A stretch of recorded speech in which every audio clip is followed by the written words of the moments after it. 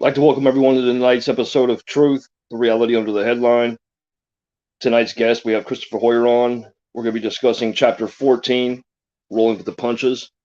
And tonight's chapter has a lot of great points, and especially with one of the topics we just had a couple weeks ago in regards to physical fitness training for our officers, and first responders.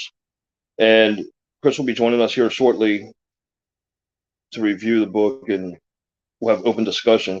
And I encourage anyone, if you want to join this broadcast, I can send you a link to where you can be a part of the discussion. Or if you want to view, I can send you the link for the view later on, or you can just go to the website, the truthkmg.com website, and view all the previous broadcasts and the live broadcasts as well.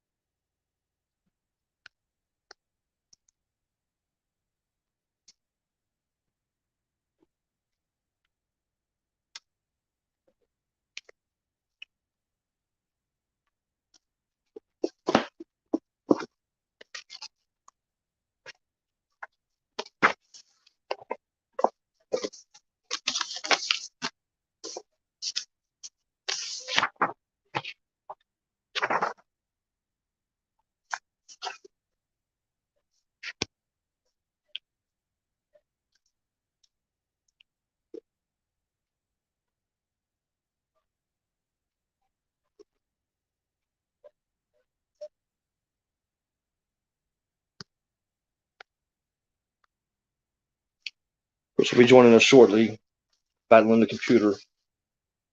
I love technology.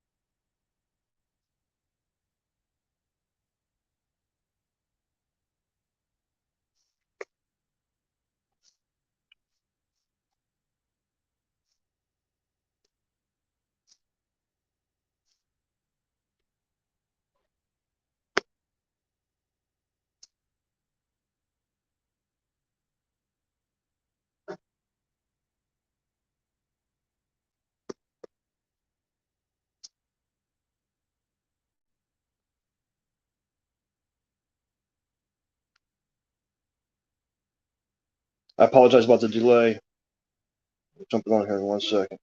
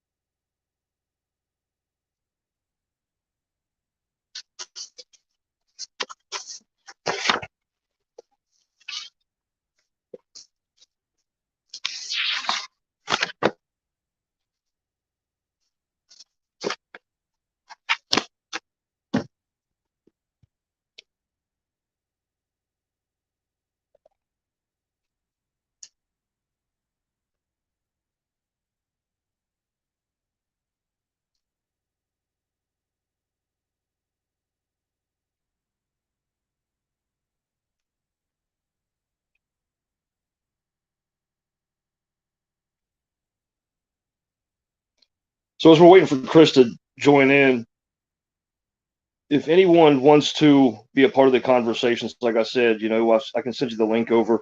Or if you have any suggestions or if you have any questions for Chris, you can email Chris. You'll see it scrolling across the bottom, his email. And you can discuss either the book or the different training sessions that you can receive from him.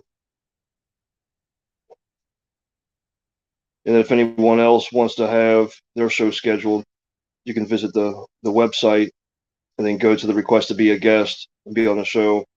So I'll do the promotions for the individuals with the biographies coming out, different books.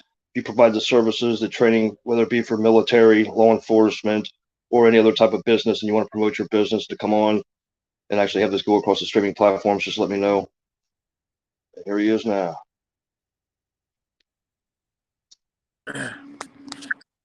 Man, I'll tell you what, man. I thought I was about to lose my broadcast waiting on you. I got to do it on my phone tonight because my freaking computer's jacked up. So, hey man, hey, great things happen like that. I'm doing it from my phone as well. Okay. Yep. How's it going? It's going. Same old bullshit for the most part. So just ready to strangle all my bosses, but that's a whole nother story. So. I was just about to ask you how the week was treating you. I guess you just answered it. Yeah. Yeah. So. Yeah. Well, what's going on with you, man? Getting this going. Have a lot of things going on with like the other business stuff and everything too. The different medical businesses and trying to get all the different training protocols written up so that I can send it over to you for review to see if it's something that you're going to launch and your time frame and stuff like that as well too. So cool, right on. Been busy. Oh yeah, me too. And putting my funeral together. What was it? You froze up on me there. Oh no, I said I was just doing all that stuff and getting my little funeral processions getting in order. Yeah, what the hell's that all about? For man? when that day comes, right? Yeah. Had everybody scared to death. Oh man. no, man! I'm watching people around me, man, just dropping like flies, and I really don't have anybody in my life that would handle such things, And so often we take things for granted, man. I just want to make sure that I have something laid out, man. So when they scatter my ashes, they can at least play a little video like, "Hey, he lived." Yeah, there you go. There you go. Well, shit, come out here to California, man. I'll do it for you. So, of course, I don't want to do it, but whatever, I'll do it. And that's it. She'll do it. Whatever. Most definitely. How's her book promotions going? I was trying to look for the right word here. Well, she's got signed up for a women's. Is she getting hers all launched out? Oh yeah, no, it's all out there, man. She's tearing it up. So, when's the book signing happening? We've got one coming up in the middle of April, the end of April, down here in Coronado. So that'll be cool. Chris is like, "This is my broadcast, damn it." I know. She's always stealing my thunder, man. No matter where I go. But that's all right. She's worth it. So. Yes, sir. I can't seem to get my my old laptop to get my email to turn on, and my new laptop won't download stream. So I don't know our StreamYard. So. No, it will. It just can't open up the mic and the camera. I don't know why. Yeah, so we're having some technical difficulties. Do you have to So when I send that link over, do you have to download StreamYard? You can't open it in like the web browser? Does it make you like download something? He can, but his camera and his mic are not connecting. It's saying that they're turned off. Oh, the top it's like in the browser bar over to the right. Well, to the left you'll see a lock in the browser bar, and if you click on that, you'll see site settings, and you should be able to allow microphone, allow video, or if you have like pop-up blocker on the very right, you can click on that and fix it. That's all right. We got it. She tried all that. Or I can send you a laptop that has everything. Yeah. Well, I cleaned up my old laptop, or so I thought, but now it's freezing again. So it's just go the old-fashioned way. Just get on the phone. So Yeah, it happens. yeah, well, but I'm not a computer guy. So how's the when you do your training and stuff like that? I mean, is it something that is it a set amount of weeks? Is it a ongoing thing, or is it like kind of the same? Like, I'm not going to say repetition, but how does the training that you do right now currently work For the, out? for the company I work for, I pretty much have the same. Is it so many? Yeah, is it so many weeks that the training lasts, or It's only 3.5 days that I have these guys, and I do unless I do firearms, and then that's another 16 hours. But I mean, not even close to what they need. But depending on if I get guys that do just the regular qual, if it's just getting the qual done, I'll do that, and then I'll spend the next day and a half or so doing some more high speed stuff. If I got to bring guys in brand new that I haven't done anything before, and I got to run them through the entire course, and it's a half a day in the classroom and then a day and a half on the range as well. But it's all the really basic, you know, point and shoot kind of stuff. So I don't know. It's even still, 16 hours is not nearly enough time, but whatever. That's what they want. So.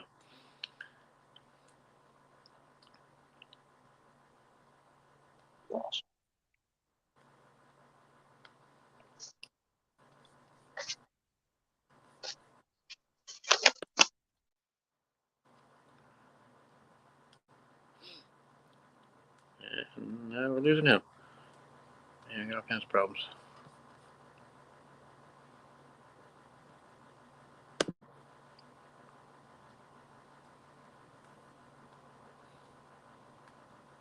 And now it's just me. There you go. I was trying to reset it because every time you were talking, it was like cutting in and out. It was skipping. So I tried to reset the stream real quick.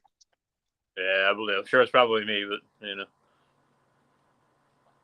yeah. Oh, that's good. That's good. Oh man. Yeah. So the 2.5 days I have with the kids are basically it's use of force, baton, OC, first aid, CPR, that kind of stuff, and then traffic control, which is all in classroom. Everything I do is all in classroom except for the range, and then protecting against in custody deaths. So, but it's still not.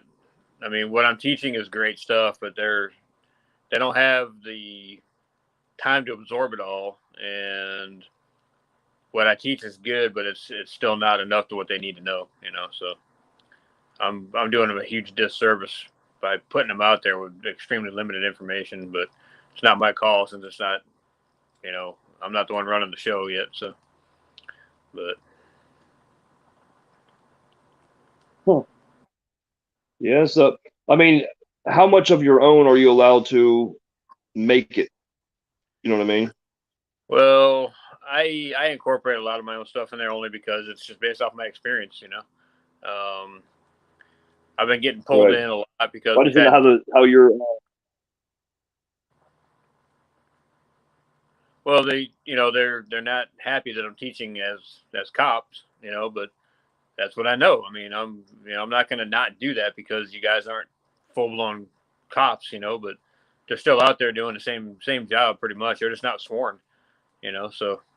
Yeah, the protective service is still the same regardless. You know what I mean? You're still dealing with, you know, the negatives that so you got to be prepared regardless. You know what I mean? Yeah, absolutely. I don't care if somebody's mall security. You still have to know the basics and things like that to keep not just yourself but the community which you're serving safe. So well, these guys have had multiple use of force incidents in the last couple of weeks, and I think all things considered, of probably the several hundred that we've made contacts with, we've only had I think maybe 6 or 8 use of force incidents, and all within policy, except for one was borderline questionable and one was just an integrity issue. So they're all coming back good, so, but all of a sudden they're asking me, what are you teaching these guys? Teaching them how to save their freaking lives. I mean, these guys are wearing badges and guns and freaking bulletproof vests. I'm not going to go out there and, you're not out there freaking shaking door handles. You're getting into shit every single day, so that's what I teach them. I'm like, hey, this is what you need to know, like it or not. Yeah, it's kind of an observe and report world. I get it. And they want to try to avoid any kind of contact at all if possible, which I understand that too. But, I tell them all the same thing. It's like, if a guy's going to come up and punch you in the face, are you going to let that happen? No, you're not going to let that happen. You're going to take care of business. You're going to stop the dude from doing that. So, and this is how you do it. So, You ever seen that movie? You ever seen that movie, Observe and Report? I haven't seen that one. With Seth Rogen? No. It's so ignorant, it's funny, but yeah, it's comical. When you said Observe and Report, it's the first thing that pops in my mind. I believe it, man. I believe it.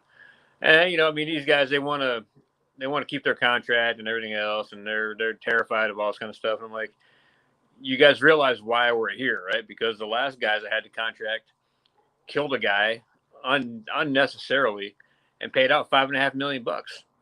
Would you rather bring a guy on board like me that knows what the hell he's talking about and get these guys up to speed where they need to be and avoid that kind of stuff? Or do you want to keep on doing what you're doing and just let it kind of run by the wayside and just fucking, okay, well, good luck. When you guys are paying out another $5.5 million, guess what? I'm not going to be there because, I tell them all the same thing. It's like, look, first and foremost, you're not allowed to get hurt on my watch. You're just not. I won't allow it. And if you stay within policy and you're not excessive, you'll be just fine. I'll come back you up all day long. Even if you're borderline outside the lines based off of you had a bad day or whatever else, I'll still back you up. But if you're just flat out compromising your integrity or you're just excessive, beyond repair, I can't help you, and they all understand that. It's like, look, this is why, I'm pretty sure I figured it out. I think the one guy it was an integrity issue because I think he wanted the unemployment. Because, when you pull your gun on somebody on body camera and then you lie about it, it's like, I think it's pretty obvious that you pulled your camera or pulled your gun, when I ask him 3 times and he keeps saying, no, he didn't. It's like, yeah, okay. So obviously you're fired and now what, so whatever. So, well, there's a lot of agencies. I mean, there's been enforcement agencies that I've gone into, and they don't even provide training to the officers. They just rely on the fact that someone had previous experience, whether it be military or previous law enforcement or other, protection services. Right. And they just onboard them. They have their own. They don't even have basic requirements, for the officers. It's just like, oh, hey, you're willing to go out here and put the uniform on and, walk the paces and things like that and do your rounds. It's like, you have to provide some kind of training because you just never know. I mean, you wouldn't be fucking using security services if you didn't feel that your business or, facility or whatever the case is, your community or whatever needed it. You know what I mean? So I agree. Well, and I see it every single day. And I tell these guys, I said, the two number one things that kill us are hands and complacency. And I said, I invite you guys to go across the street and watch what these guys are doing. And you'll see exactly what that looks like when these guys are out there. And you're right. Because the company we took over for, I just can't mention any names on air, but they have zero training except for about a 4-hour online class, and it's like, you are setting these guys up for failure, which is again why you're paying out $5.5 million on a lawsuit. So, but that's over my head. What can I do, man? There's only so much room at the table. So, but anywho, hey, what's that plaque above your right shoulder? Plaque above my right shoulder. Oh, that's one that Natalie made for me. What was the middle in it? The American flag folded up, which is the one that I got on my whatever shoulder this is for you. I don't know. I've got all my signatures on that one. Well, I'm running out of space on that. What's the medal in it? That's my Medal of Valor from Dave. So, so I've got. I don't know if you can see it. Oh, shit, hang on. So.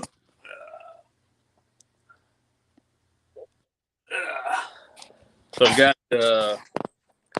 I've got Dave's badge, and I've got one of the one of the bullets from the 21 gun salute, his badge shroud, his end of watch pin, and my Medal of Valor all into one thing. So actually, Natalie did the entire thing for me, which is pretty freaking awesome, man. No shit. So,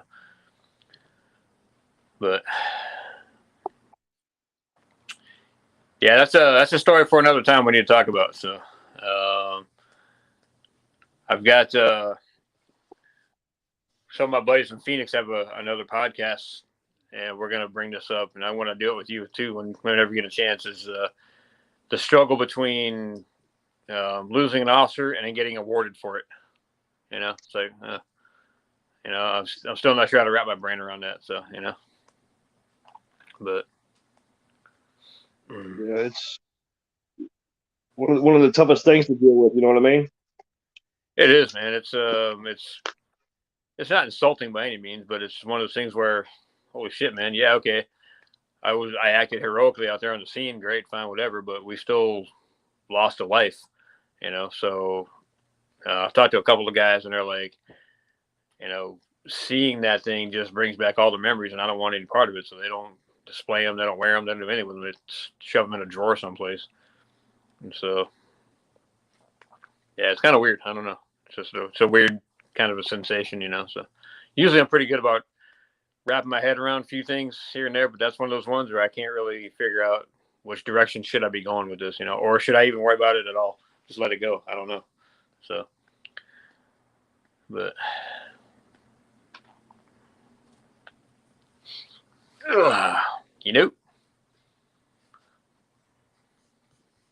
Where's the spectacles? they are right beside me. I'm just waiting until we start rolling so I can put them on and start reading. So you let me know when you're ready. So.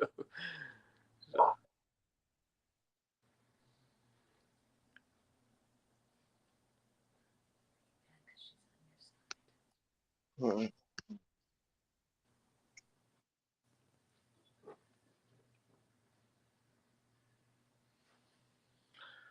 Oh, thanks for doing that.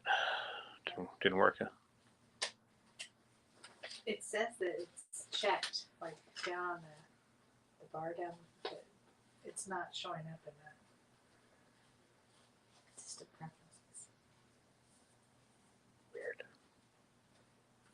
You have to go to Best Buy again. There you are. Freezing again? Oh no, I just did a reset. Well, because like when you got up to show me the medals and things behind you, lost video. Great. Oh boy. What kind of operation are you boys running over there? Yeah. Actually, where's your computer? Maybe I can do it on yours. But then it's going to come up with my name under you. I don't care. Here, hand it to me. No, as long as you type your name in there, it'll show Chris. Can you email it to me? Hey Mike, can you email that thing to Nat? Can you still see me? I can, yeah. Okay. Well, I was backing out of this, and I was going to email it over. So let me see if I can do this real quick. All right. Okay. I can probably, if I click out of this, I can probably get on there, but you're going to lose me, though, I think. So, got freaking 17 laptops over here, and only one of them works. No, I'm still here. So.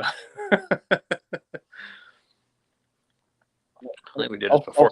I'll send you another one.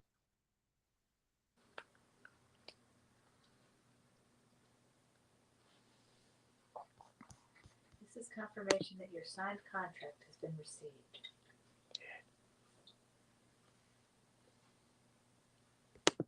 And speaking of that, her worrying about her name being on there, when we getting her videos scheduled? Well, she's already got the computer in her lap. I think we should do it now. So. Look at my ZipRecruiter, what it says right there. Okay, just all the viewers, disregard. We're chapter 1, nothing below. That's right. Dude, ZipRecruiter, Natalie June Riley, intercom has an open position. I just got this. Great. Armed security officer. So apparently my company is now sending her emails about being an armed guard. I'm like, dude, for real? So They seen her getting popped with that pocket knife at the airport. exactly, I know, right? Jesus. And we lost him again. Holy cow. I have the link, but I can't click on it. Why not? There's not like a line underneath it. It's just like unless I have to, let me move it to my inbox maybe because it's junk.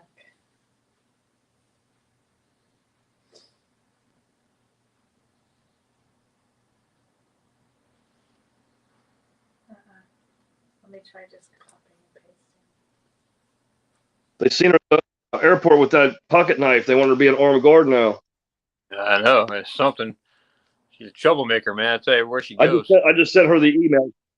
Yeah, she's trying to figure out how I to know get it, man. Well, you're the one that trained her with the pocket knife. I said allow it. How it asked for permission. Is it working? Tell it I give you permission.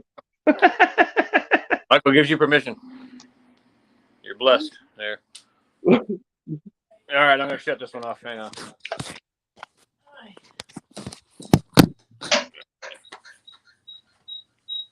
Hang on,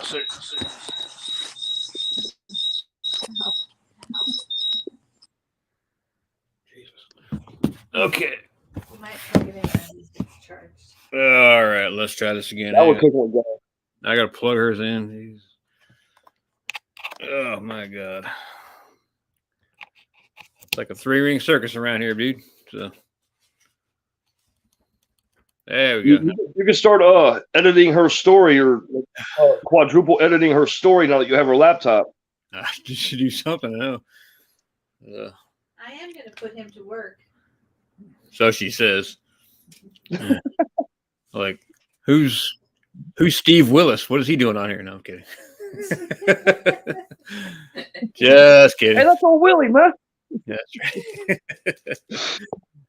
right.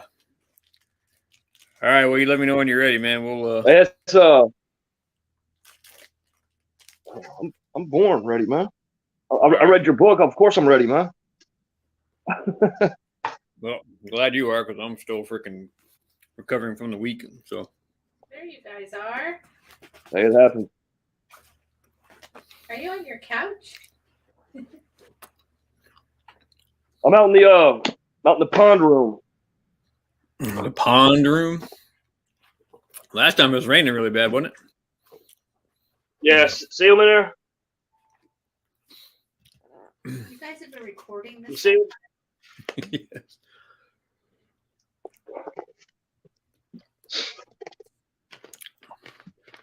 You see the fish? Did you him. see him? She's over there staring at her. She's not responding, so I don't know what the hell she's doing. Wait. Hold on. I didn't know you were talking to me. That one looks like a whale, don't it? Oh, yeah. You're overfeeding them, dude. Holy cow. No, that's it's spawning season. Oh boy. Yeah. They're in that mating mood. They get aggressive. You better keep your fingers out of there, man. So you might lose one. It's like over here. Oh my god. I was trying to be good, but whatever. All right. Yeah, you didn't hear that from me, but whatever. So. Oh man. All right. That sounds like a room off Clue or something like that. In the pond room with the fish hook. All right, yeah. Colonel Mustard. All right, you ready? Chapter 14, roll with the punches. Chapter 14. Hey, right. So when since I had to start this solo,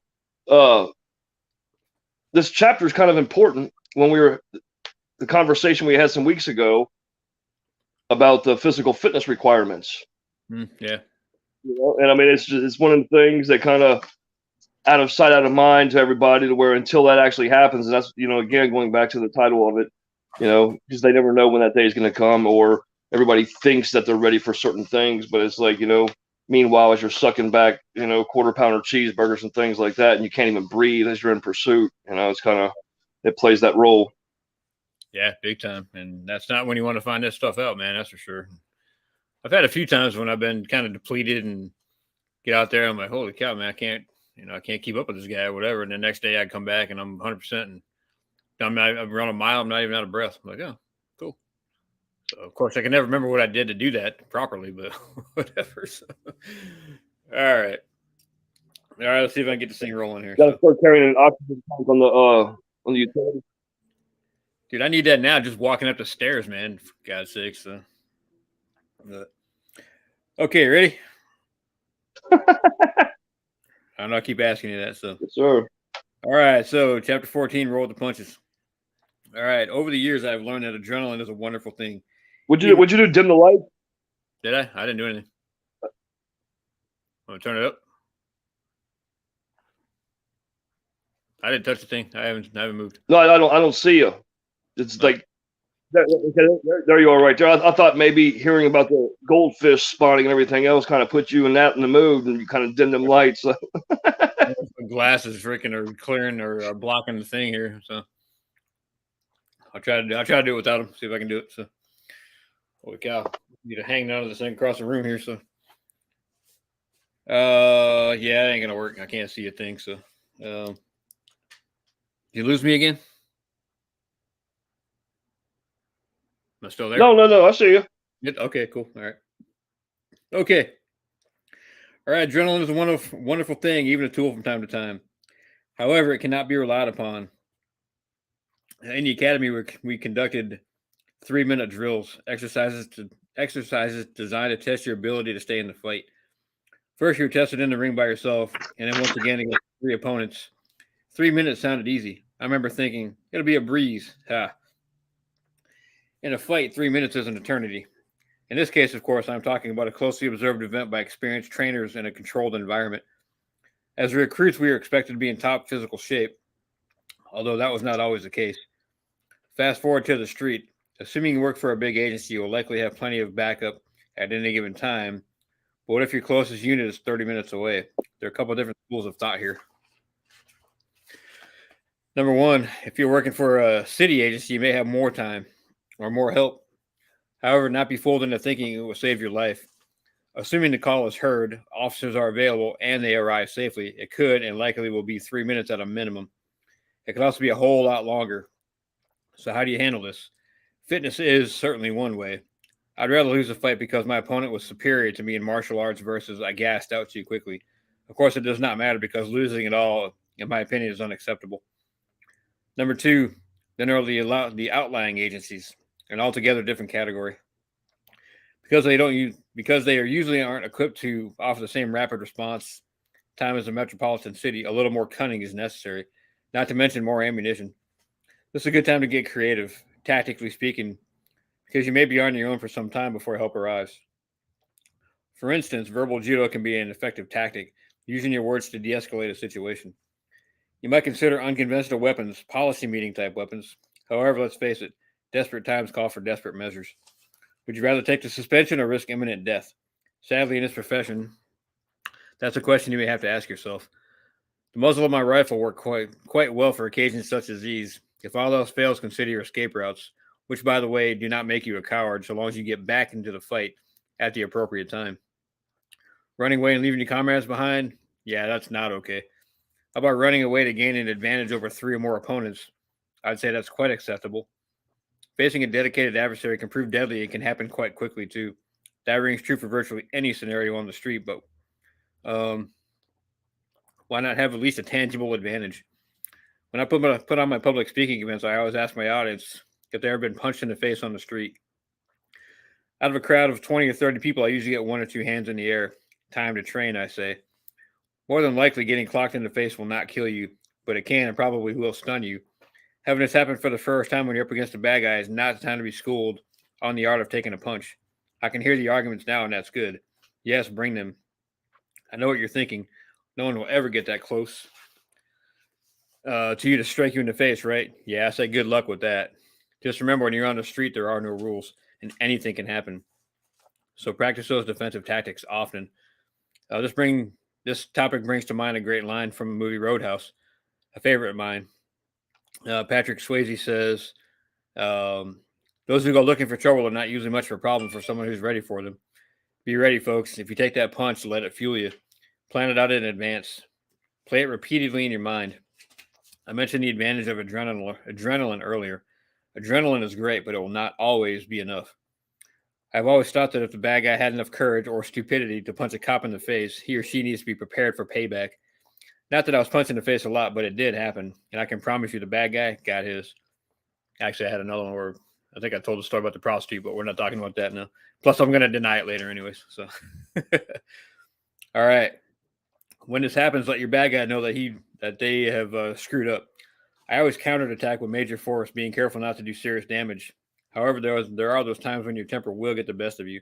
In that case, remember this: no cuffs, no rules ish. After your assailant is down or the handcuffs are applied, the fight is over. You see my point, right? You want to give this individual a reason to pause so that the next time he or she is confrontational with the police, they think back to how many teeth were lost or how many days were spent recovering in the hospital, or in one case, how it sucked to never be able to throw a ball again because of a canine bite. Story for later. And yes, sadly, there are some ladies who get into scraps with cops too. Sorry, ladies, but what is good for the goose is good for the gander. There are three statements I always offer before the beating, time permitting, and other factors all being equal.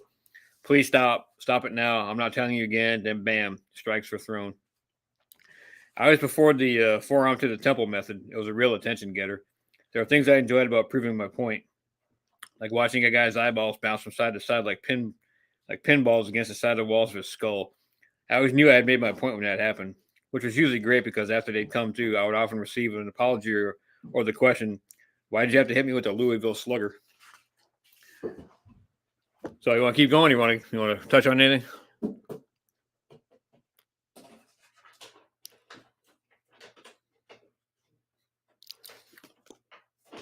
We're frozen solid.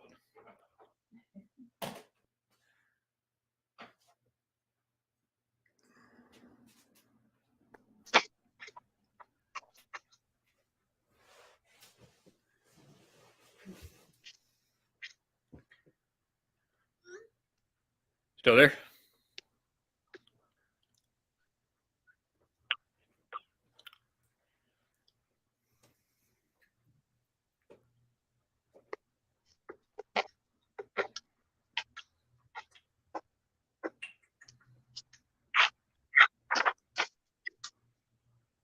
Can you hear me? Yep, I can now. So. Good to go?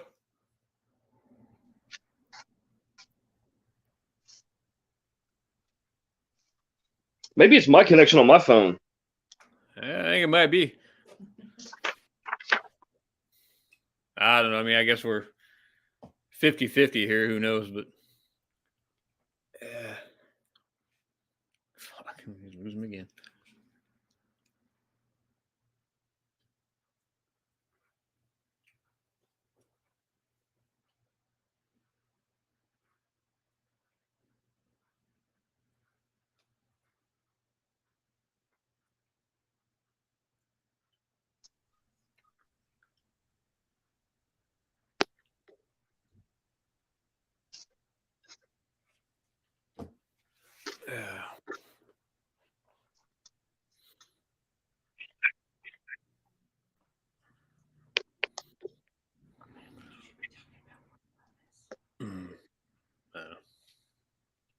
You there?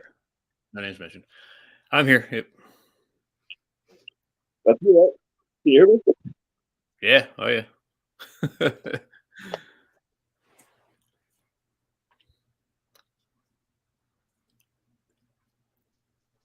Getting better? Yes, sir. All right. Should Hey, be. Chris Gregorio just reached out to me. If you want to send him that link, maybe he'll jump on. You want me to send him the link? Yeah, give it a shot. See if he wants to play. I don't know. He may. He's been having kind of a rough week, so might be a good chance for him to get on here and chat with us. So.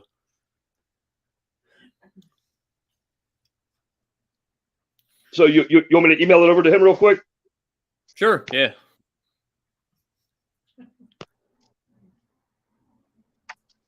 No, hold on.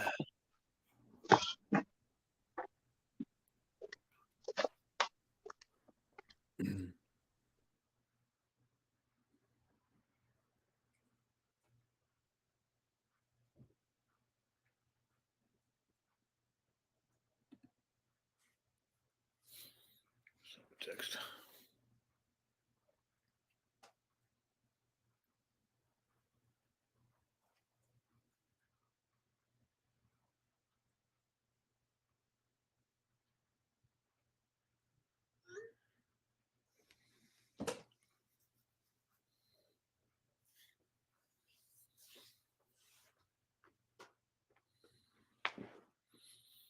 Trying to eat all the buttercream. Tell me. Oh, I think you heard me. Where's my flashlight? Freaking zap you in the No, eye. I didn't stutter. Mm-hmm.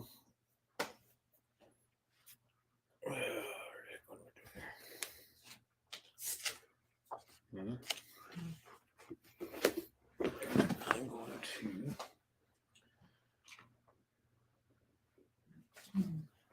Jesus, that shit sticking in my hands.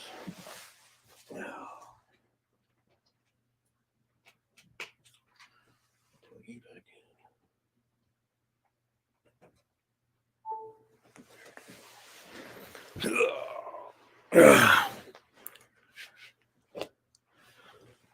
in. This is a. Oh, mine's gonna send a link to Chris. You guys can't even talk to show. I'm gonna try. Maybe those will bring the magic back to us.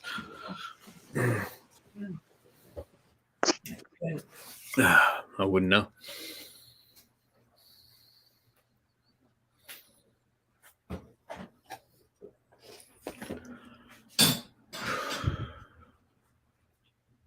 Hey.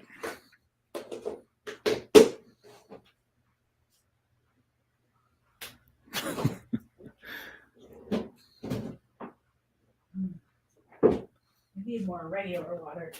I know. I've been meaning to go get some. So. If we had any time. Mm-hmm. Who are my pretty girls? I can't work on this, obviously. No flashlight. Say again? No flashlight. No. You need a light? No, I was hearing you when I was the clips. Yeah, he's over here eating birthday cake without me. Freaking believe that? You bought your, you bought his own cake. Don't listen to her. So doesn't matter. Nobody made me that cake, so. Yeah. By the way, her birthday was last Monday, so. Oh, I'm aware. Oh, I figured. It's 22 again. Said happy birthday. Oh. All right.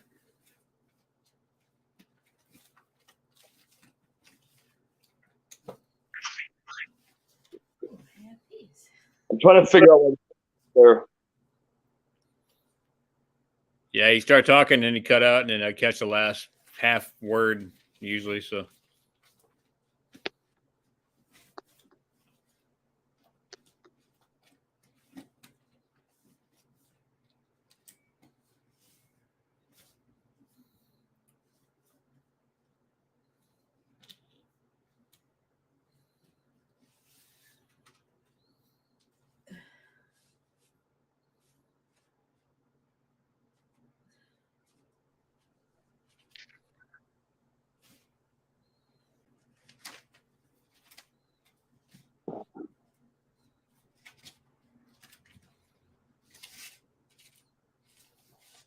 Oh, you want me to text Chris, let him know that? I sent him 2 text messages and told him you were emailing him. So he hasn't responded. So I don't know if he's trying to get signed on or what. So.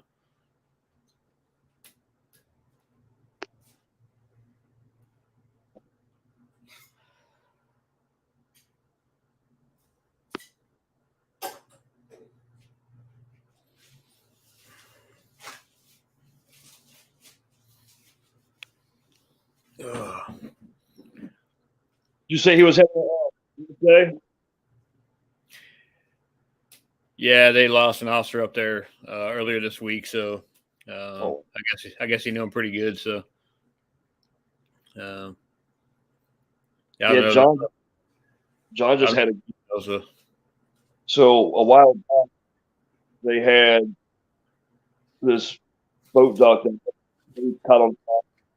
Kids died. And well, the firefighter was the brother of the officer, and I guess the chief or whatever hired John on.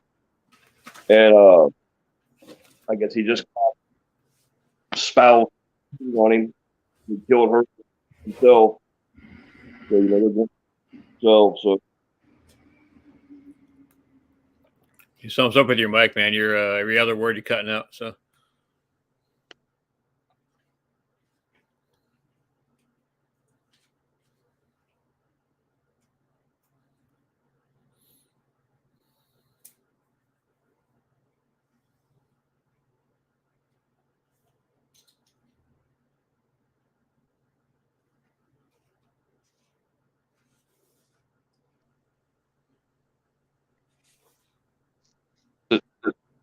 it's still doing.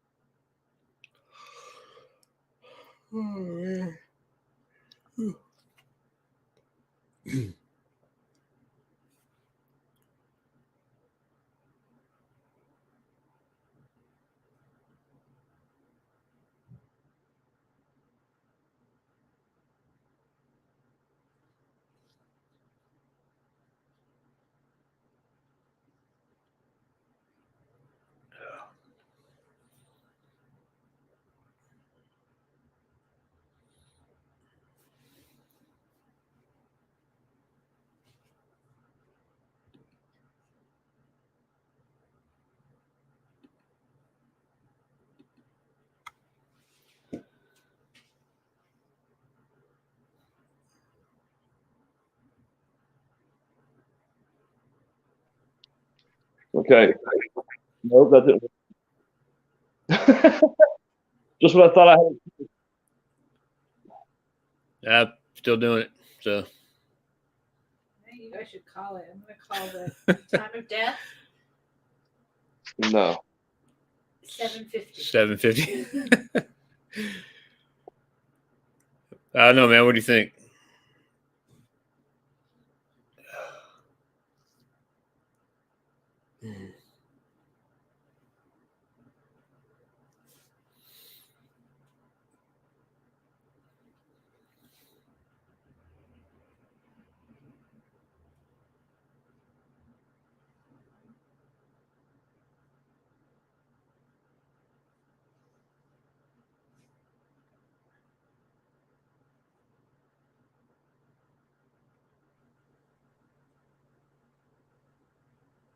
Okay, that's fixed. Is it working? Did that? No.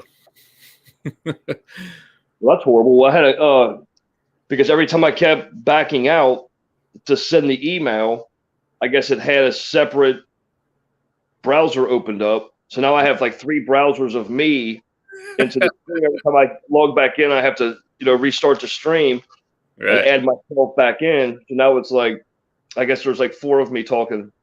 That sounds good now. Whatever you did. So yeah, I had to clear out the different browsers, so I had to close everybody out. So we're cooking with gas now. Yeah. Well, that's what was throwing everything off because it kept toggling back and forth because I had 3 browsers opened up, and every time I'd like send the email and come back on, it opened up a new one and had it was like 5 guests talking at the same time. I couldn't get it up.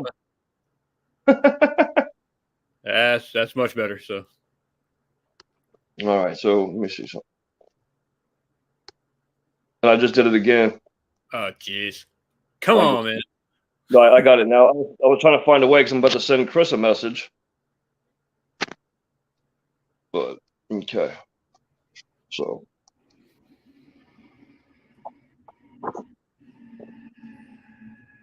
But so, how many punches in the face did you receive during your time in? I'd say, I mean, if I had to say a conservative number that I can remember, probably no more than 3, and that really wasn't because we're kind of boxing, and then the guy that comes across with a haymaker or something like that. It's more on the as we're going, rolling around on the ground. It's one of those where you kind of just get hit almost unintentionally, if you will. So um, there's been those times when you're kind of just going at it, and punches being thrown, and you just happen to get caught at the wrong time, I guess. But as far as guys actually reaching up and punching me, like flat out just coming up across and giving me a freaking a hook, that never happened except for the one with the prostitute. But again, I'm going to deny that. So. But that was 100% my fault. That was the primo definition of complacency. I mean, 100%. So no questions asked. But I learned from it. That's a self note to keep hands out of pockets. Yeah, I mean, luckily I wasn't that stupid, but I did have my back to the street. She was standing at an elevated position on the sidewalk, and I wasn't watching her hands. I was trying to talk to her just to her face, and just assumed because she was a tiny little woman that she wasn't any kind of a threat. And and I was just trying to de-escalate her, calm her down, and she just freaking full blown, man. I mean, full handed. I was like, holy cow, what happened here? So, but, yeah. Of course, that exact same scenario happened just last night with Natalie. Yeah, she's like shit. So yeah. She's like, bitch, make my bath. Go. I don't do it. And I get the freaking full slap again. So it's like, that's one of the things though too. That's kind of, I mean, it's comical, but it's in essence, regardless of how much hand-to-hand combat that one may receive, without asserting it to like specific scenarios, it's kind of hard to be prepared. You know what I mean? To where you just take it for granted, what it is, and regardless of how much hand-to-hand combat training you have, it's, if you're not ready for it or prepared for it, it's kind of irrelevant at that point, Yeah. Oh yeah. Well, that's why I say let it fuel you, because I mean, the first time it happened to me, even in just a training environment, I mean, I was like, what? Oh, hang on here, but it does have a tendency to stun you, and if you're not ready for it, it does take you back 2 or 3 seconds from time to time, if you're not prepared for it, which can clearly be deadly, I mean, that 2 or 3 seconds can make a huge difference. So, by the time I got recomposed, I was putting the contact back in my eye and my glasses back on my face, and unfortunately, my partner was picking her up off the ground with her top on her freaking belly by now. I mean, he tackled her and freaking ripped her top right off. It was like, holy shit, what just happened? So, there was the ESPN commercials with the one guy, and all of a sudden there's a dude standing in the screen, and he's gone, goes out of the screen. That's what it looked like. I was like, holy shit, man, it was awesome. Real streaking. Oh my god, it was great. So, but I can tell you this: after that was probably 06, maybe something like that. Never happened again. I promise you that. So, yeah, we won't be doing that stuff. So, we'll live and learn. Well, and that's the benefit of like what you do in general, Chris. The book. You taking the time to go speak to others. Is the fact of that real life training. That you can't get. In an academy anywhere else. It's just like the street training is always going to be the heightened training that the books won't tell you, or the academy won't really train you for fully in depth. So well, and it's a lot of the positive stuff that I did right, but I mean, because I'm not going to try to sugarcoat it and freaking lie about shit. It's like, hey, man, I made some mistakes that luckily I learned from that could have cost me, and luckily didn't.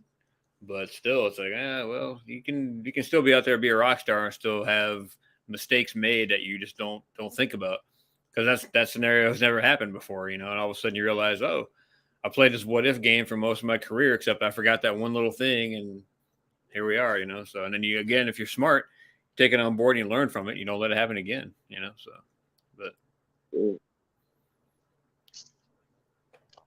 So how off of cardio were you?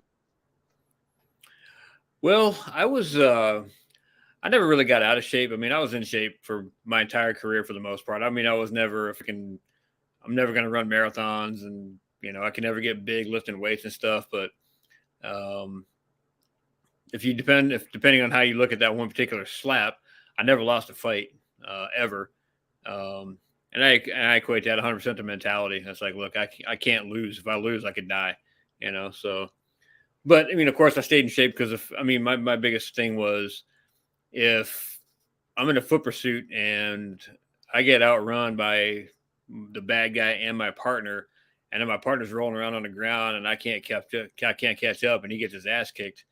How acceptable is that? It's just not, So, but Well, this is the same instance where you were having that foot pursuit before, and they couldn't even hop that 4 foot fence. yeah, It goes a long way. I mean, it's the whether it's being able to back up your partner, or vice versa and things like that. It's always going to play an important role in it. well, there was I'm not sure if I even wrote the story, but one of my best stories of all time was buddy of mine. We're in this apartment complex, and we see this kid, and we know that he's doing something. Hey, there's the man. What's up, Christopher? Uh, Gentlemen, how are you? Bless, how you doing, boss? uh, I'm all right. you back on duty, man? No, I'm doing some peer support stuff down here at Pierce County Sheriff's Office to support their folks over their deputy that was killed a couple days ago. Yeah, man. God bless you, brother. Sorry to Amazing. hear that. I couldn't find anybody better to do that, man, than you. So, You're too kind. you know it's true. So, if I was there, man, I'd be right beside you, man, if I could. So, Oh, I know you would. I know you would. When you do the peer support, do you stay on call, or is it something that's scheduled? I mean, are they able to reach out and say, "Hey, I need somebody right now," or how does the whole peer support, is it structured, or is it you have like that emergency access? Both. So people can reach out. We actually have an app that people can download to their phones, and they can scroll through and see who's on the peer support team. Find somebody that they can relate to, that they trust, maybe has a shared experience or so on, somebody they respect. Or supervisors can see things, or friends can see things, coworkers see things, and then they'll get a hold of one of our peer support members and say, hey, can you talk to so and so, and we'll do that. I'm also part of like our critical incident support team for peer support. So we have officer involved shootings, or there's some heinous things that happen that people need to process. We have critical incident stress debriefs to talk about that stuff. We'll go to the scene. We had a shooting a couple weeks ago, and yesterday, 2 days ago, I guess, where our officers were involved in some stuff. And we get notified, and then if you're available, we go out and assist to be on scene, and then through the post-incident process for those officers that are involved. I know some agencies restrict it to where a liaison has to attend if somebody wanted, or are peer supports able to attend, like whether it be like with IA or anything else that they have going on as far as their support, and to kind of, I'm not going to say speak on their behalf, but in essence, still be there for that. I mean, can a peer support go from, let's say, in critical incidents, can they go from me needing someone to talk to up until like speaking to IA or anybody else that's and kind of involved in all the dealings with that, as we know. So I think that probably depends on your jurisdiction, your city, your local policy, and then your local laws.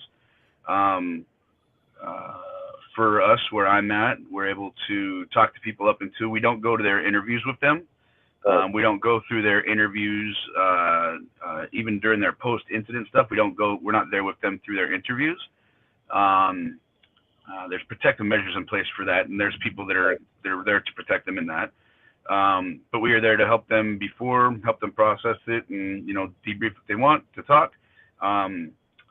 Within our policy and our state law, we're actually kind of under the same protection as a counselor or a priest, so they can do anything without us having to be compelled to speak to internal affairs about anything, or even to be mandated by a judge in our state to testify about something that somebody speaks about, with a couple different exceptions. But for the most part, everything that we speak about is protected. That's good. That's how it should be. Agreed. So outside of that, how's the week been treating you? It's been good. Pretty busy. I took a promotional exam. We'll see how that plays out.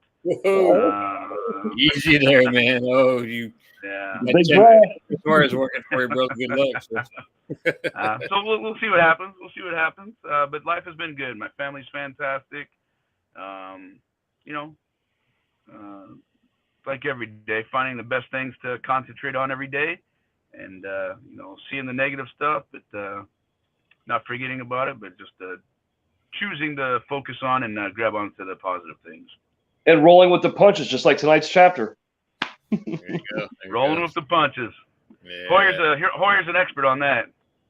You're right. I know. Talking about how Natalie keeps beating me up every night, man. I don't know what that's all about. Well, I'm getting better. The bruises are starting to fade out a little bit, so Whoa! Don't make this a mandatory report thing, brother. Or the whole thing. If I'm blinking, Natalie even giggled in that one. So, yeah, because she knows it's true. She's like, "Oh yeah, you wait till this call's over, bitch. Now we're gonna see what we're really gonna do." Hilarious. You gotta start getting that bath ready when you come home, huh?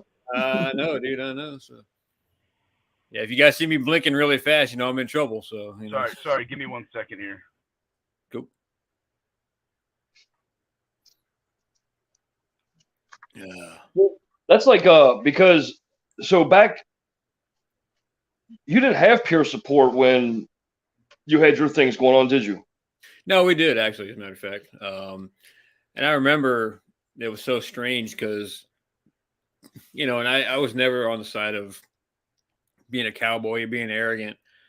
But I will tell you that right. Your shit magnet wasn't on that side. Quit it, man. Yeah, well, I mean, I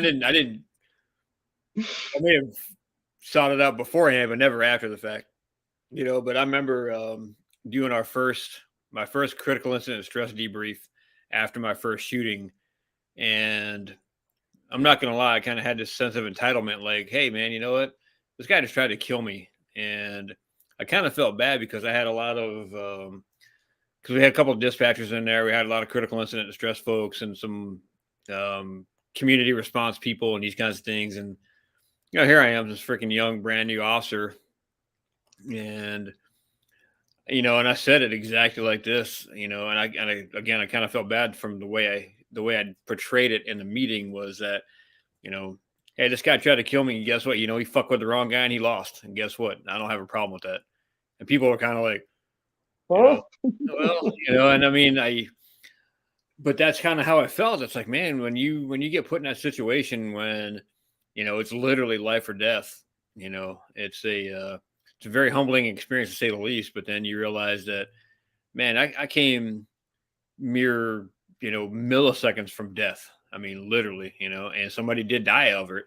And just because I had, I mean, I'm going to be honest, more the luck of the draw and some superior training is the only thing that saved my life, because I was already so far behind the curve as it was. It was like, holy cow, man. So to be able to walk away from that in one piece was like, so. Well, on top of that, too, a critical incident is always going to be a stressor on us regardless, having to live through that experience, period. But then on top of that, when you have the investigations going on, questioning your decisions, questioning whether you're right or not, I mean, that's a lot of pressure, and it kind of causes more of a mental screw than the actual incident itself sometimes. Well, did you try this? Did you try deploying this? Did you try these tactics? And it's like, it's so stressful to where, like, you being questioned about, your duty and your service of can actually trump that of the actual, critical incident itself, so. I will tell you from experience, and I got extremely lucky on so many levels with that particular one where the internal affairs or Professional Standards Bureau lieutenant came in when I was talking to him, and the dude had a ton of experience. He was a good guy. I wish I knew who he was to this day. I still don't know who it was. I no longer have that investigation, so I can't look at the names anymore. I just got rid of it over years. But he came in and I asked him flat out. I said, "Hey, does this look like? I mean, this is my first critical incident. Does this look good?" His exact response was, looks okay." And I was kind of thinking to myself, "Dude, are you kidding me? You're a freaking lieutenant. This is a shooting and blah blah blah." And he did exactly what I knew now he needed to do for me. Basically, just calm me down. And then he walked me through the thing. He goes, "Did you do this? Yeah. Did you do this? Did you do this? Yeah." He goes, "What else could you have done? You did everything perfectly across the board." And then he kind of made a joke about it. He goes, "Well, except for that one round that you missed," he goes, "you could not have done this any better." And I was like, wow, holy cow. So he did that kind of reverse freaking psychology thing on me, and got me, confident in my abilities that I was able to take care of business. And I was like, wow, holy cow, look at this little ninja shit going on. It's pretty cool. So Well, a lot of that too plays on like subconscious too, because like even though it may be like I'm not going to say in a joking manner, but other than the round you missed, subconsciously it'd be like, well, maybe I need to hit the range a little bit more and things like it's like the little things that kind of get thrown in there and them statements like, oh, everything's gonna be okay except for that round you missed. All of a sudden, that's the part you hear. It's like, absolutely, that's absolutely true. Yeah, and it's funny because I talk about it now, where of course, some odd years later, where it's one of those things where because I mean, obviously I'm an instructor, I get on the range and I'm like, I can teach you guys all this lights out stuff on the range and everything else, but when you get out there in real life, it's none of this, smooth trigger press type picture, and all this kind of great shit. It's more like, you're kind of just hanging out for dear life, sort of a thing. And I joke about that, and that's really not that far from the truth if you've never been in that situation before.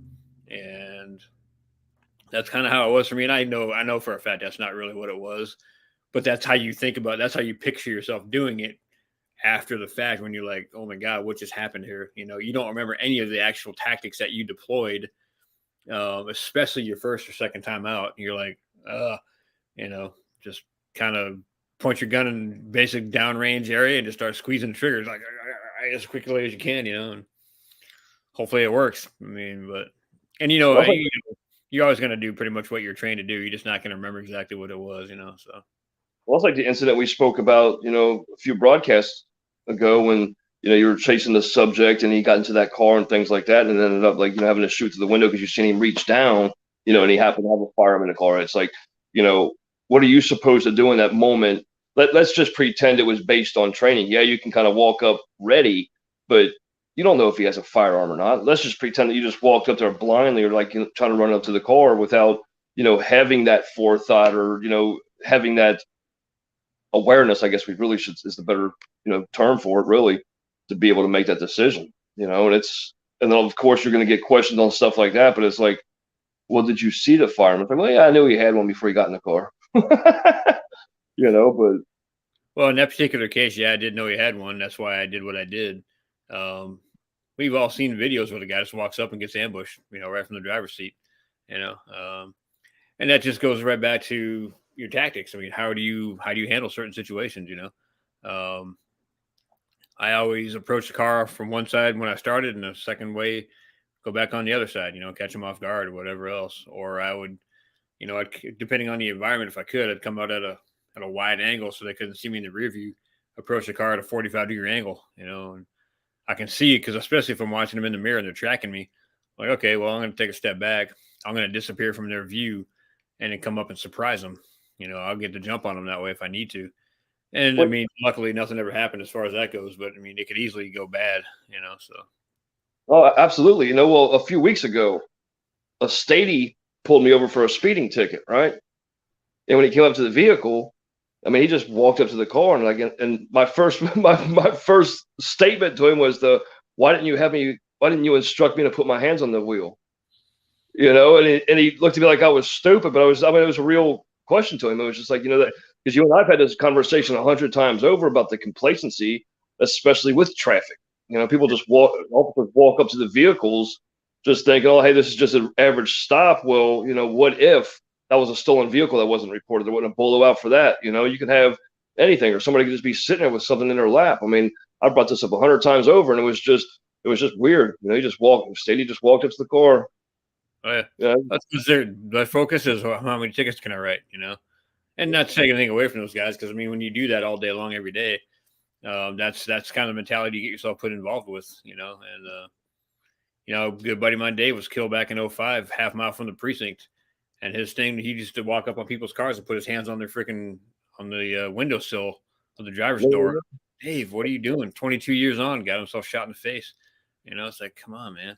He didn't survive that thing, you know. And I mean, as a 5 or 6 year rookie or whatever I had on back in the time when that happened, what do I tell a guy with 22 years on? You know, hey, he's been doing it this way his whole life. That's how I've always done it. You know, well, that day was his day. You know, so you feel horrible about that. You want to fix the guy, but that's not something we can always do. Hey, man, maybe you should try something different, whatever else. But yeah, I don't know. So.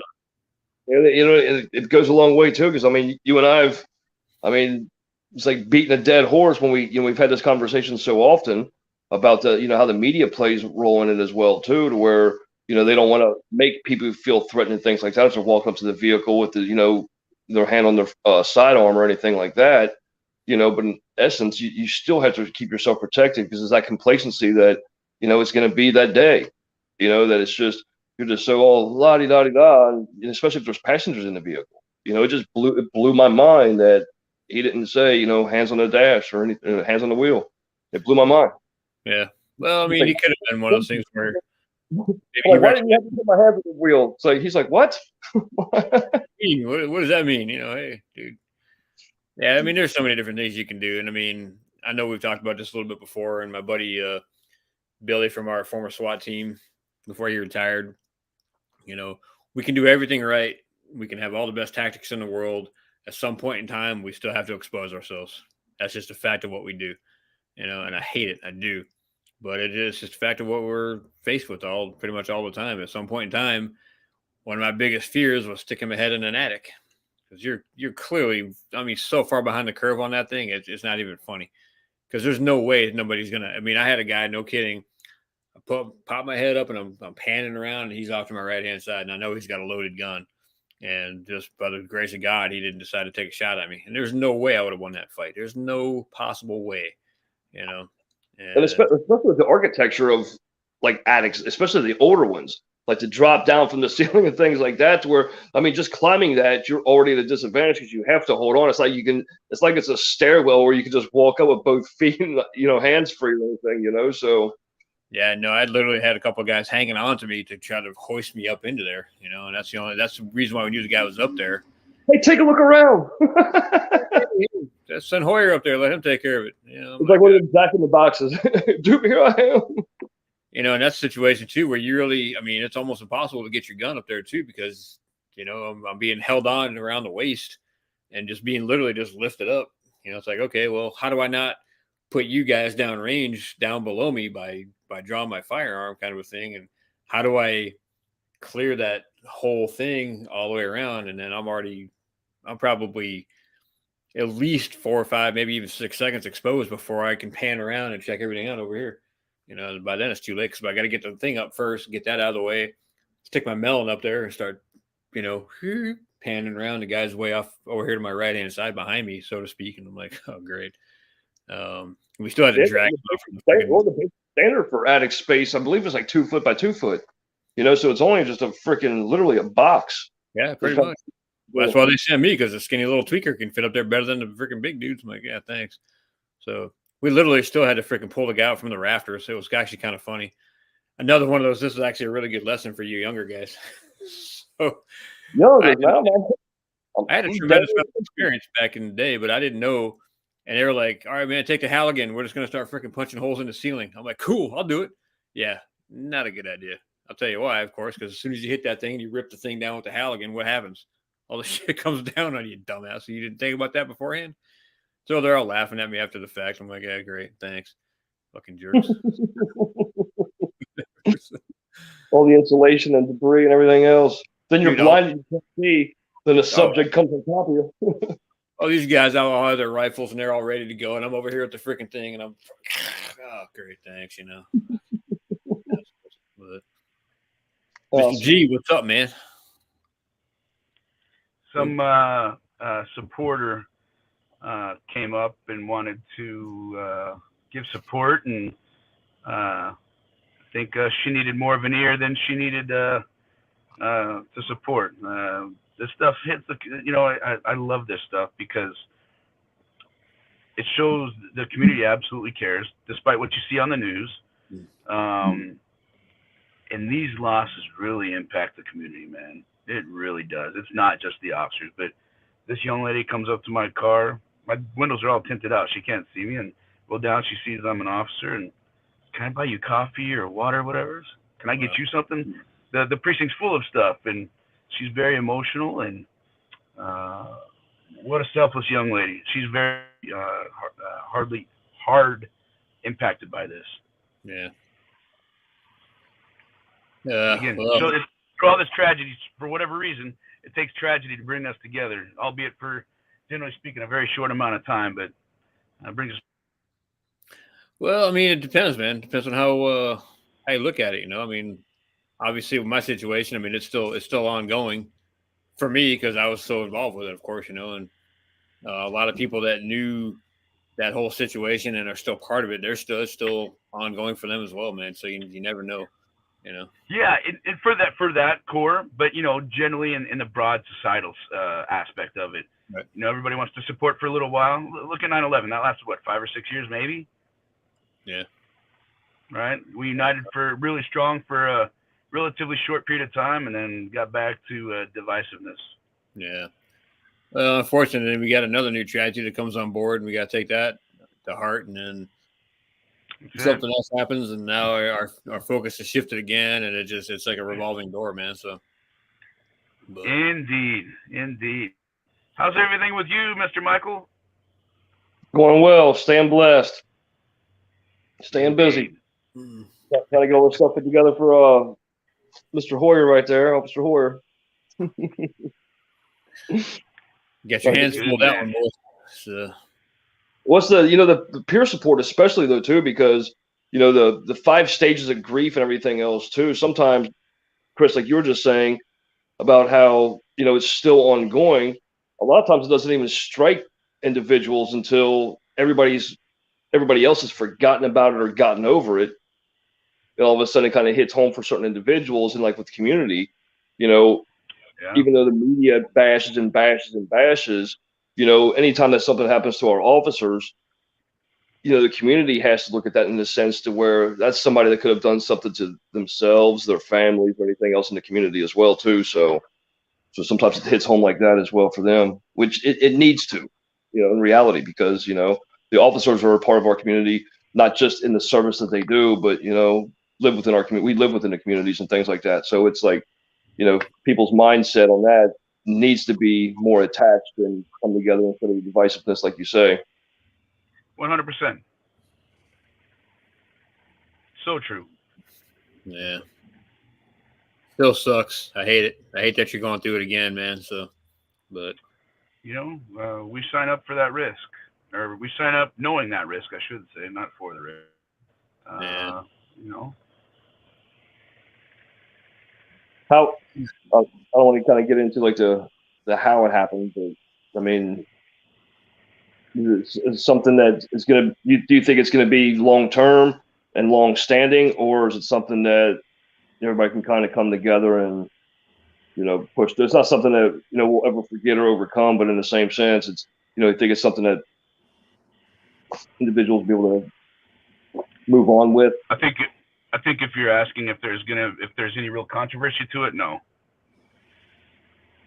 Because that makes it hard for a lot of people to get resolved. You know what I mean? Whereas the issues at hand and things like that, to where the resolve really never comes because of all the other outside pressures and the externals that are thrown here and there and everywhere, especially on the families of whether it be law enforcement or the personal families and things. So yeah, absolutely. Well, I found the most difficult thing for us is when the officer doesn't make it, but the bad guy still does. We got to spend all this time on trial and all this other stuff.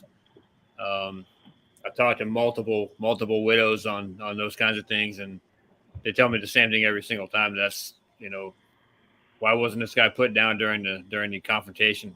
And it sounds horrible, and I don't even like bringing it up in real life, but I'm so thankful that we were able to put our guy down, and that was the end of it. It was done. So that's one less person that has to suffer for the next 15 or 20 or 30 years, knowing that this animal is still alive out there, so, but Yeah. Maybe There's elements to all that stuff. yeah. And history repeats itself, especially with violent individuals. You know what I mean? I don't care if they're here, there, or anywhere. A violent individual is going to find a way to remain violent. It's one of where it's Chris. Yeah, I know that I always say about the people get pissed off at me when I say like put down like a dog, and they're like, "Oh, you make it seem so inhumane." It's like, well, what they did wasn't any more humane than my reaction to their action. Absolutely. Yeah. And that's it's not fair for people to say that haven't been through it before. And it can be just a personal loss of whatever it is. It doesn't have to be a gunfight or even police related, for God's sakes. But hey, you know what? I mean, at some point in time, we're all going to experience some kind of a loss, and you can't judge how I respond to that because you're not me, and you weren't there, or it's not your family member, or a peer, or whatever else it is. So what gives you the right to tell me how I'm supposed to respond to that? You can't. It's not fair. Sure. So, and it's still it also feeds into that conversation that old Chris G, you and I need to have that conversation with in regard to family of, and especially in moments like this, because this is like we all hate that moment to where family has to be notified and everything. It's just not a good time for anybody, and the family's affected every day, not just on days like this or moments like this, but we really need to have that conversation in regard to the effects of family and what they go through, on a daily basis as well too. So yeah, it's a lot for sure. And I think that officers that are involved in these tragic incidents, not just in the moments, but how we handle things afterwards, a lot of times sets up the foundation for the strength, additional strength for the families and how they will then process the tragedy, whether it's a loss or a severe injury. So we process in certain ways for sure. There's some self-destructive ways sometimes we handle it, and I think that we generally, with our battle buddies that we got and good friends, tend to keep each other off those lines most of the time. But for my very limited experience, I try to think of handling these things in ways that is going to honor the families that are left behind, and to try to help be that foundational piece of processing for the family members, and frankly, I guess on a more broad statement, for the community as a whole.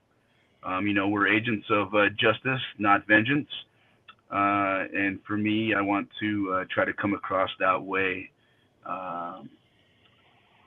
vocally, so that even through these things as we process, we still maintain the most amount of legitimacy to the people that we serve, and sometimes it can be a very delicate balancing act for sure. Oh, yeah, big time. And that's where the peer supports are so. I'm not going to say that. I mean, it's. I'm trying to think of the lack of better words other than great, but with the peer support, and like you were saying in regard to the app, being able to scroll through and finding individuals, because it's moments like these that where individuals have an opportunity to be true role models or mentors for others when they reach out, like, hey, how do you handle things like this, especially if it's someone's first loss or being in an instance to where they lose somebody within that close-knit circle. That peer support group it's integral. There we go to their recovery and their moving forward, because especially if it's somebody that I'm not even going to say that, because you had that instance where you stopped and spoke to that gentleman that probably he had his brass and things like that, and you gave him your card and everything, but anybody can experience something like that, regardless if they're new in their career or, long term, to where it could be because they've never experienced it. It might be something that ends, other than having somebody that they can actually, speak to and walk through with to make sure that their days moving forward are, in peace. Yeah, I think it's fundamental to have these things for law enforcement. And although it's not new, it's still, I think, in a lot of ways, most places across the country in its infancy. Well, there's so many different aspects of the entire thing that people, and I mean, myself included, we don't want any part of it. You're like, no, I don't want to know anything. I mean, we're in denial on some level, and that's okay. I think a lot of the stuff, two probably main factors for this whole thing are going to be, just awareness and acceptance. Hey, you know what? I mean, just be aware of what's going to be going on and just accept that you're going to be going through some shit. You are. I mean, you can't deny it, whether you knew the guy, he's a loved one, he's a family member, whatever else, there's things that are going to happen that you're just going to have to take on board, whether you face it head on or you just kind of put it by the wayside until you're ready to, take it full force if you so choose to, And believe me when I tell you, man, it took me a hell of a long time to come to terms with all that kind of shit. It's like, it was worst case scenario almost for me with all my stuff going on, but so it's like we lost. You having the multiple incidents, kind of plays on. So I'm not going to say that, come number 2, you were more prepared for it, but in essence, because everyone, even if it may be like the same outcome per se, each instance leading up to was a different situation, different scenario, and things of the sort. So you can ready yourself and kind of like mentally build yourself for it.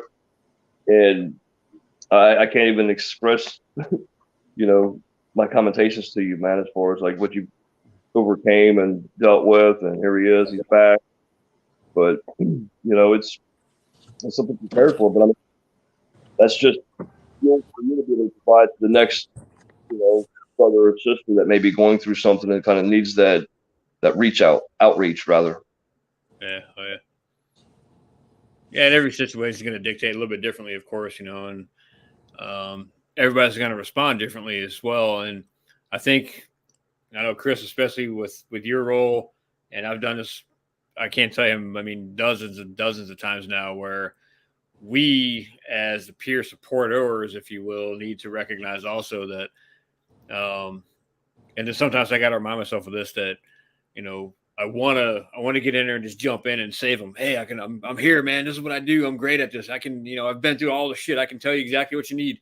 And then you realize that, the best thing you can do for that person is just sit down and listen to them and let them kind of come to the terms on their own without you saying, hey, be prepared, because this, and this, and this, and you're going to start overwhelming them with shit. I mean, and I think the point I'm trying to make here, laboring to, is that don't forget what they're already going through. And now you're adding more shit to it. It's like, all right, just, freaking slow down, let them process through some stuff.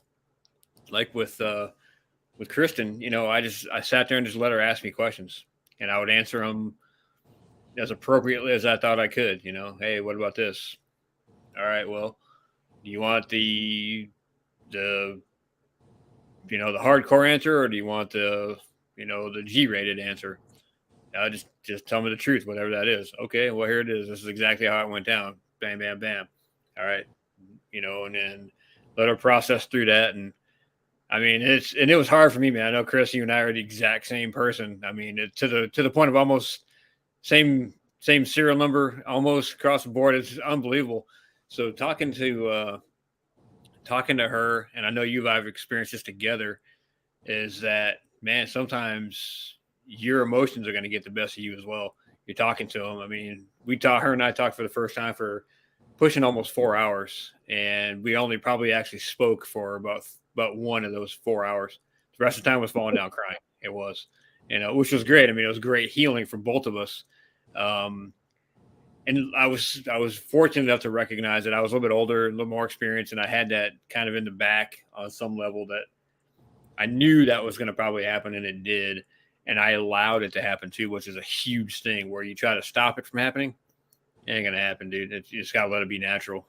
That's my opinion, but I agree. Well, that's like with peer support also plays an important aspect because a lot of times the superiors or the brass can be questioning what happened rather than providing the support that an officer or first responder is actually looking for in that moment. They need somebody like you just said to listen to or to talk to rather than being second guessed or make you feel even worse than you already feel from going through the incident or whatever. So let me touch on that. So I don't know how you guys do up there in your area there, Chris, but down where I was working, we'd always have at least one, usually two critical incident stress debriefs, whatever that is. After probably a 2-week period, maybe 3, we'd go back for kind of what you're talking about, Michael, was now the tactical debrief. Now we've kind of gotten through all the touchy-feely, feel-good kind of stuff or whatever. Now it's time for reality. Now we're all going to sit in a room. We're going to be thick-skinned. We're going to talk about what we did right, what we did wrong, and how can we avoid this shit from happening again. And those are hard to do. They are. But that's the time to be straight up honest with yourself. And it can be very uncomfortable. Finger pointing. Hey, all the emotions left at the door. Hey, this is what I think you did wrong. This is what I think you did right. Why did you do what you did? All this kind of stuff. And it's not easy. It is not easy. So that's how you get some sort of process and closure as well, though, right? But to what Chris was saying a little bit ago, our good friend David Perez says this: the most powerful thing you can tell somebody is "me too." They don't feel like they're on this island, right? And I think that as Chris was just talking about, that they both broke down. That shows an ability, number one, for you to be vulnerable, which will equate to somebody that you're speaking in front of, that you're non-judgmental and you're authentic, right? And that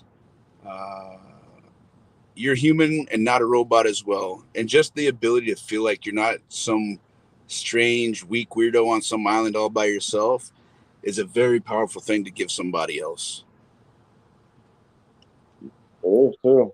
Well, that's huge. I got another friend that wrote a book or wrote an article, and she said something very similar. And the title, because actually I put it in my book, was "I Wish I Had Known," and the entire thing was based on I wish I had known I wasn't the only one, And I dedicated that chapter to her because she wrote it, really, in all fairness.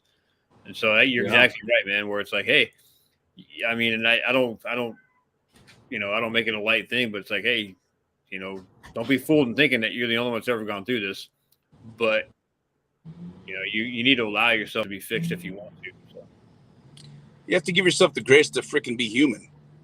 Well, that too, yeah. I mean, and who wants to do that when you're walking around with a freaking Kevlar vest and you're like, yep, I'm good, dude. No, you're not. Shut up. I mean, we get it. I mean, you're tough.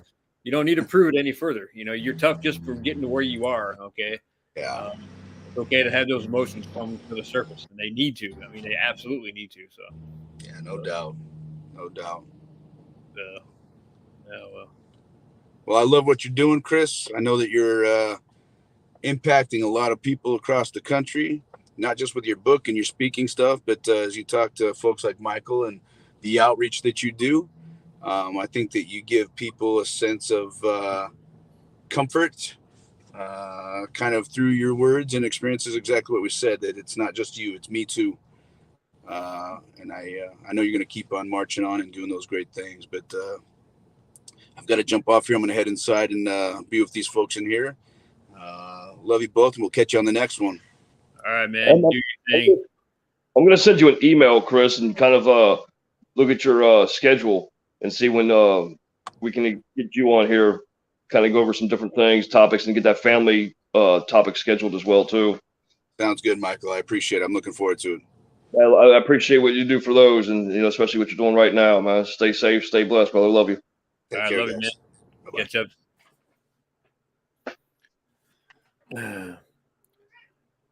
I heard her. That's one of two.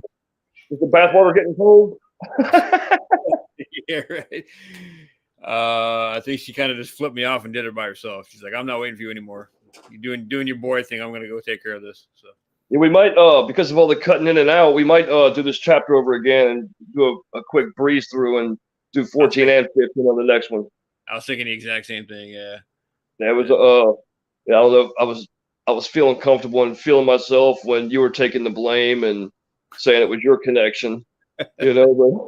But so hopefully the next go around, I'll get my computer up and running, and we can do it on mine instead of, because I know Nat's trying to work, and I got her computer, and she's trying to do busy work till I get done. We'll just chat. So yeah, it was well. Plus, I'm on my phone and everything else. I'll have the office set up next time. I didn't bring any of my stuff with me, so I'm up in Dade City right now. So yeah, still a good chat, man. Always a good time. So yeah, so I'll be coming out there here soon. Yeah, dude, open door, man. I'm just waiting for you. The weather is unbelievable right now. I mean, it is probably not much different from where you are, but I mean, weather here is it's stupid. It's unfair. So, yeah, we're in the 80s right now, so we're doing good. Yeah, I think I was 68 or something today, and it was just unbelievable. So, but of course, now I don't see you anymore. There you are. All right, you're back. If I had another one of them, I went to go reach down to readjust the phone and hit that back button. I'm over here just talking to myself. That's all right, whatever. So That's good, but yeah, we'll get it scheduled. I mean, whenever you have time, just let me know so I can get it booked and everything else too in advance. I'm going to start inviting people directly, sending them emails and everything else instead of waiting for people to jump on here like this. Yeah, that'd be cool. Actually, absolutely, man. I'll start grabbing some of my buddies too, and I'll try to just get a mass email list set up so we can I can just send it out to all those guys as well. I'm getting better at that, learning how to do that stuff. So yeah, because I know John likes to join on. He didn't get it to like the last minute tonight, so he wasn't able to join. But I just like the group chats and things too with your readings. Get their insight and they can learn stuff too. Goes in their subliminal as well too. They get their little training through these readings and stuff like that. So it kind of works out and pans out like that. Yeah, well, I love the thing you did last time. It was just a roundtable thing where all the guys just kind of put in their 2 cents on whatever. Man, you can make a whole career out of just that. So I think it's great stuff. So, yes, sir. But all right, brother. Well, I guess we'll end it here, man. And just let me know when to schedule next again. You better go get Natalie's bath warmed up, man. Oh yeah, I'll think of something what I can do to make it up to her. So yes, sir. All right, man. Well, stay safe and stay blessed in all things, brother. I love you, brother. I love you back, man. Yes, Catch up sir. later. Always.